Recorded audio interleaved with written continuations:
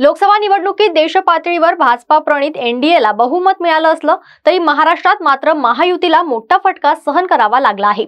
यंदाच्या निवडणुकीत मवियाला तब्बल 30 जागांवर यश मिळालं असून महायुती 17 जागांपर्यंत खाली आली आहे। त्यामुळे भारतीय जनता पक्ष व त्यांच्या मित्रपक्षांच्या कामगिरीवर प्रश्नचिन्ह उपस्थित झालं असून त्यांची कारणमीमांसा केली जाईल असं भाजपकडून सांगण्यात येत आहे। आज दुपारी राज्याचे उपमुख्यमंत्री देवेंद्र फडणवीस यांनी घेतलेल्या पत्रकार परिषदेत लोकसभा निवडणूक निकालांबाबत सविस्तर भाष्य केले आहे। यावेळी ते म्हणाले, आता मला विधानसभेसाठी पूर्ण उतरायचे आहे। मला सरकारमधून मोकळं करावे अशी विनंती मी नेतृत्वाकडे करणार आहे।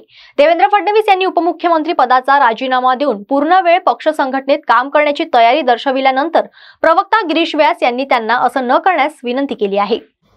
नमस्कार।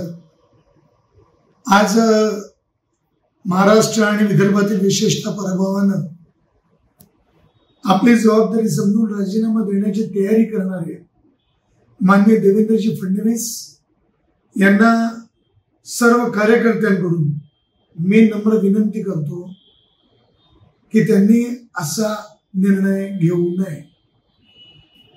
ते ज्या मुशीमध्ये वाढलेले आहेत, ज्या परिवारातून आलेले आहेत, त्यांचे पूज्य पिताजी स्वर्गीय गंगाधररावजी फडणवीस यांच्याबरोबर काही महिने काही वर्ष आम्हाला काम करण्याची संधी मिळाली।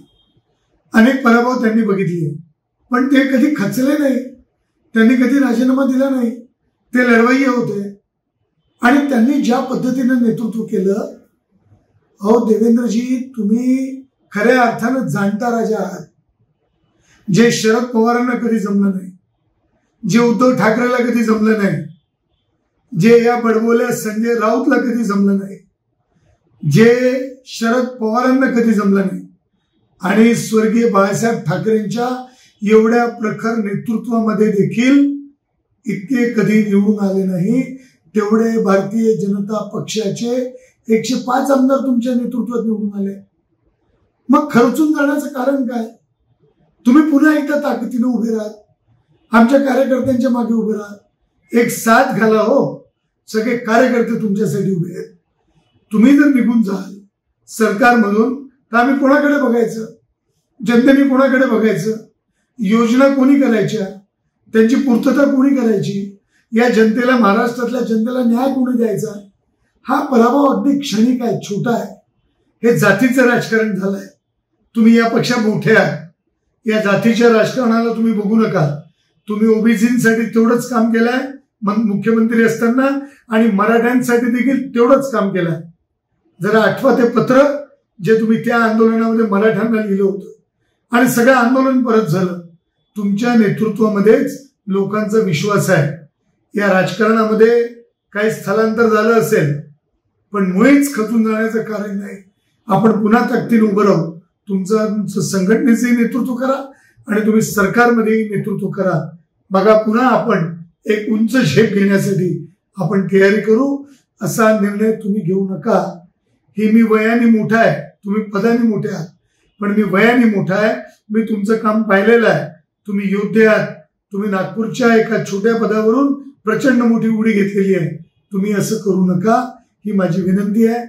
माननीय नितीनजी गडकरी तुमच्या मागे ताकदीने उभे आहेत, त्यांच्या बरोबर तुम्ही नेहमी आहात।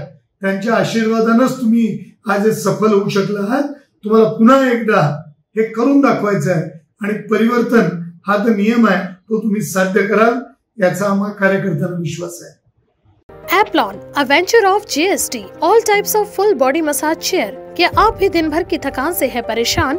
तो अब आपको घबराने की जरूरत नहीं, क्योंकि Applon आपके लिए लाया है दर्द और स्ट्रेस को दूर करने का रामबाण इलाज। तो क्यों ना आज ही घर बैठे मसाज का आनंद उठाया जाए। शरीर के मानसिक शांति का राज है अब आपके हाथ। एडवांस मसाज चेयर Applon अपने परिवार के स्वास्थ्य के लिए आज ही ऑर्डर करें। कांटेक्ट करें 70586 22800। फ्री डेमो के लिए आज ही विजिट करें। एड्रेस 34 वेंकटेश कॉम्प्लेक्स, नंदनवन, नागपुर।